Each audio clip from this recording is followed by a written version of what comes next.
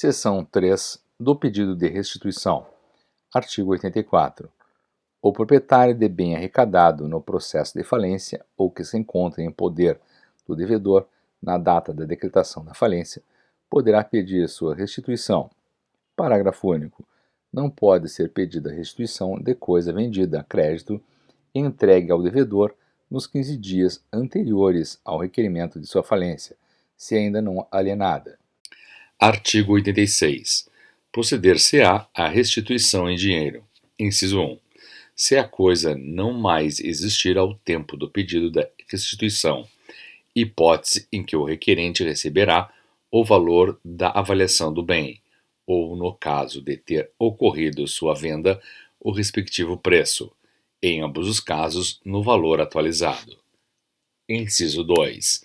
Da importância entregue ao devedor, em moeda corrente nacional, decorrente de adiantamento a contrato de câmbio para exportação, na forma do artigo 75, parágrafos 3º e 4º da Lei 4.728, desde que o prazo total da operação, inclusive eventuais prorrogações, não exceda o previsto nas normas específicas da autoridade competente. Inciso 3. Dos valores entregues ao devedor pelo contratante de boa-fé, na hipótese de revogação ou ineficácia do contrato, conforme disposto no artigo 136 desta lei. Inciso 4. As fazendas públicas relativamente a tributos passíveis de retenção na fonte, de descontos de terceiros ou de subrogação e a valores recebidos pelos agentes arrecadadores e não recolhidos aos cofres públicos. Artigo 87. O pedido de restituição deverá ser fundamentado e descreverá a coisa reclamada. Parágrafo 1º. O juiz mandará autuar em separado o requerimento com os documentos que o instruírem e determinará a intimação do falido, do comitê, dos credores e do administrador judicial para que, no prazo sucessivo de 5 dias, se manifestem, valendo como contestação a manifestação contrária à restituição. Parágrafo 2º. Contestado o pedido e deferidas as provas porventura requeridas, o juiz designará a audiência de instrução e julgamento, se necessária. Parágrafo 3º. Não havendo provas a realizar, os autos serão conclusos para a sentença. Artigo 88. A sentença que reconhecer o direito do requerente determinará a entrega da coisa no prazo de 48 horas. Parágrafo único. Caso não haja contestação, a massa não será condenada ao pagamento de honorários advocatícios. Artigo 89. A sentença que negar a restituição, quando for o caso, incluirá o requerente no quadro geral de credores, na classificação que lhe couber, na forma desta lei. Artigo 90. Da sentença que julgar o pedido de restituição, caberá apelação sem efeito suspensivo. Parágrafo único. O autor do pedido de restituição, que pretender receber o bem ou a quantia reclamada antes do trânsito em julgado da sentença, prestará caução. Artigo 91. O pedido de restituição suspende a disponibilidade da coisa até o trânsito em julgado. Parágrafo único. Quando diversos requerentes houverem de ser satisfeitos em dinheiro e não existir saldo suficiente para o pagamento integral, far-se-á rateio proporcional entre eles. Artigo 92. O requerente que tiver obtido êxito no seu pedido ressarcirá a massa falida, ou a quem tiver suportado as despesas de conservação da coisa reclamada. Artigo 93.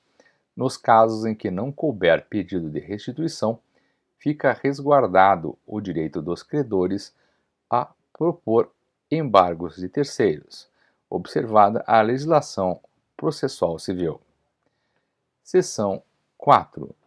Do procedimento para a decretação da falência. Artigo 94. será decretada a falência do devedor que, inciso 1, sem relevante razão de direito, não paga no vencimento obrigação líquida materializada em título ou títulos executivos protestados cuja soma ultrapasse a equivalente a 40 salários mínimos na data do pedido de falência. Inciso 2. Executado por qualquer quantia líquida, não paga, não deposita e não nomeia a penhora bens suficientes dentro do prazo legal. Inciso 3. Pratica qualquer dos seguintes atos, exceto se fizer parte de plano de recuperação judicial. Alínea A. Procede à liquidação precipitada de seus ativos ou lança mão de meio ruinoso ou fraudulento para realizar pagamentos. Alínea B. Realiza ou, por atos inequívocos, tenta realizar, com o objetivo de retardar pagamentos ou fraudar credores, negócio simulado ou alienação de parte ou da totalidade de seu ativo a terceiro, credor ou não. A linha C. Transfere estabelecimento a terceiro, credor ou não, sem o consentimento de todos os credores e sem ficar com os bens suficientes para solver o seu passivo. A linha D. Simula a transferência de seu principal estabelecimento com o ativo de burlar a legislação ou a fiscalização ou para prejudicar o credor. A linha E. Dá ou reforça a garantia a credor por dívida contraída anteriormente, sem ficar com os bens livres e desembaraçados suficientes para saldar seu passivo. A linha F. Ausenta-se, sem deixar o representante habilitado e com recursos suficientes para pagar os credores. Abandona estabelecimento ou tenta ocultar-se de seu domicílio, do local de sua sede ou de seu principal estabelecimento. A linha G. Deixa de cumprir, no prazo estabelecido, obrigação assumida no plano de recuperação judicial. Parágrafo 1º. Credores podem reunir-se em litisconsórcio, a fim de perfazer o limite mínimo para o pedido de falência, com base no inciso 1 do caput deste artigo. Parágrafo 2º. Ainda que líquidos, não legitimam o pedido de falência os créditos que nela não possam reclamar. Parágrafo 3º. Na hipótese do inciso 1 do caput deste artigo, o pedido de falência será instruído com os títulos executivos, na forma do parágrafo único do artigo 9 desta lei, acompanhados, em qualquer caso, dos respectivos instrumentos de protesto para fim falimentar, nos termos da legislação específica. Parágrafo 4º. Na hipótese do inciso 2 do caput deste artigo, o pedido de falência será instruído com certidão expedida pelo juízo em que se processa a execução. Parágrafo 5º. Na hipótese do inciso 3 do caput deste artigo, o pedido de falência descreverá os fatos que a caracterizam, juntando-se as provas que houver, especificando-se as que serão produzidas. Artigo 95. Dentro do prazo de contestação, o devedor poderá pleitear sua recuperação judicial. Artigo 96.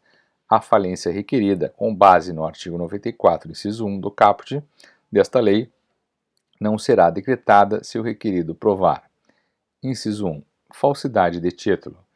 Inciso 2. Prescrição. Inciso 3. Nulidade de obrigação ou de título.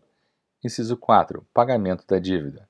Inciso 5. Qualquer outro fato que extinga ou suspenda a obrigação ou não legitime a cobrança de título. Inciso 6. Vício em protesto ou em seu instrumento.